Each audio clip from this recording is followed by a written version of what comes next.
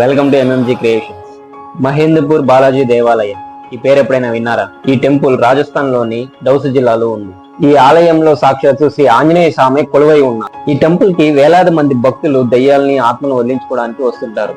విపరీతమైన చర్యల ద్వారా, ఉదాహరణకు శరీరంపై వేడి నీటిని చల్లడం, పైకప్పు నుంచి వేలాడి తీయడం, తలని గోడకేసి బాదడం, గోడలకు మనిషిని తాడులతో కట్టడం, ఇట్లాంటి చర్యల ద్వారా ఒక మనిషిలో ఉన్నటువంటి ఆత్మలు గాని దయ్యాలు గాని వదిలి వెళ్తాయనేసి, దుష్ట శక్తుల నుంచి బాధితులని బయటికి పడేస్తాయని ఇక్కడ వాళ్ళు చాలా నమ్ముతారు.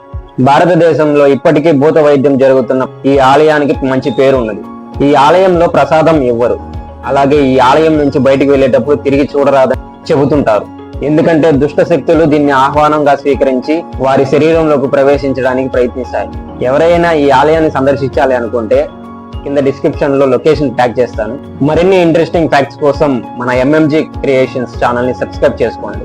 అలాగే గంట సింబల్ పైన క్లిక్ చేసి ఆల్ నోటిఫికేషన్ పైన క్లిక్ చేయండి. తద్వారా నేను పెట్టే ప్రతి వీడియో మీకు నోటిఫికేషన్ ద్వారా తెలుస్తుంది.